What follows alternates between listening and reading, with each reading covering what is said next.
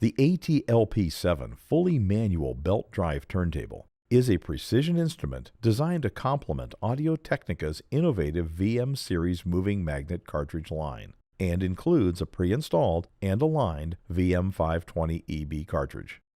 Before you can use the turntable, it needs to be set up. Carefully unpack the turntable and verify that you have all of the parts and accessories. Install the platter and drive belt. Carefully place the platter on the spindle and make certain it is fully seated. Slip the drive belt around the platter and gently attach it to the exposed motor pulley. Make certain that the belt is not twisted. Rotate the platter a couple of revolutions by hand to self-center the belt. Next, assemble the tone arm. Remove the twist tie and temporarily secure the tone arm to its rest with the locking clamp.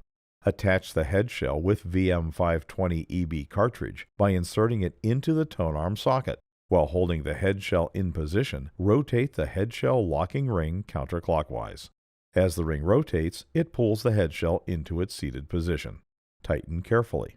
Install the counterweight, making certain the black stylus force gauge dial is oriented toward the front. As you rotate the counterweight, it will thread onto the tone arm.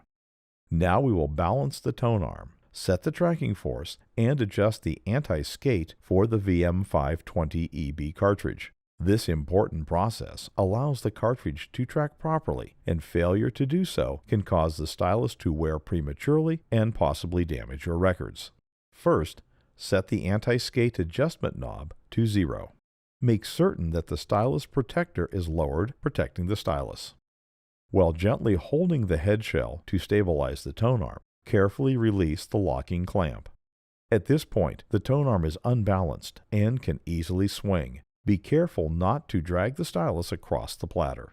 While gently holding the head shell, rotate the counterweight until the tone arm is horizontally balanced. It should hover freely just above the platter and not touch the platter surface. Once the tone arm is balanced, without touching the counterweight, carefully move the tone arm to its rest and secure it using the clamp. Now set the stylus tracking force to the manufacturer's recommendation. Every cartridge has a manufacturer's recommended tracking force. Setting the tracking force too light can cause the stylus to skip out of the groove on loud or dynamic passages. Setting it too heavy can cause excessive wear on both the stylus and records, resulting in audio distortion or channel imbalance. The recommended tracking force for the VM520EB cartridge is 2 grams. Locate the black stylus force gauge dial. Marked with numbers and lines indicating different tracking forces, the dial can rotate independently of the counterweight. Without turning the counterweight, carefully rotate the stylus force gauge dial until the 0 on the dial lines up with the center line marked on the top of the tone arm. Now set the tracking force by rotating the entire counterweight assembly in a counterclockwise direction.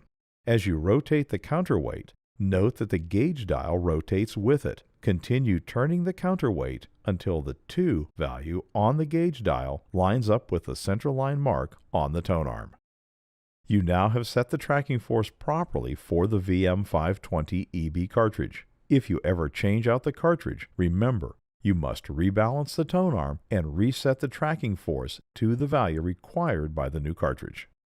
The LP7 has an anti-skate force adjustment. This small outward force can be applied to the tone arm to compensate for the natural skating force that pulls the tone arm toward the center of the record. For best performance during normal turntable operation, set the anti-skate adjustment knob to the same value as the cartridge tracking force. When properly set up, the tone arm is parallel to the record surface. If you are playing thicker records, adjust the tone arm height. Loosen the tone arm anchor lever, and using the height adjustment dial, raise or lower the tone arm as needed. After adjustments are complete, tighten the tone arm anchor lever. For best performance, the turntable should be level. Using a small bubble level, adjust the turntable's feet as needed to make certain it is level. With the turntable assembled and leveled, the power and audio connections can be made. First, connect the AC power adapter to the turntable and plug it in to a convenient AC outlet. The LP7 provides a traditional phono output, along with a built-in magnetic phono preamp providing an RIAA equalized line-level output. This makes it compatible with traditional phono inputs on amplifiers and receivers, along with AUX or line-level inputs on powered speakers, amplifiers, and other audio equipment. If your audio device has its own RIAA magnetic phono preamp, simply set the phono line output selector switch to phono, bypassing the turntable's internal preamp. If you are connecting to an AUX-type line-level input or powered speakers, place the output selector switch in the line position to use the turntable's internal phono preamp. If your audio device has a separate ground terminal, connect the spade lug on the dual RCA cable to the grounding lug on your audio equipment to help minimize hum. The LP7 turntable can also be used with moving coil cartridges. For moving magnet cartridges, including the VM520EB, make certain this switch is set to the moving magnet MM position. Should you choose to install a moving coil cartridge, set the switch to the moving coil MC position. The turntable's dust cover is designed to protect the turntable when not in use and should remain off when records are playing. For more information, visit us on the web at www.audio-technica.com.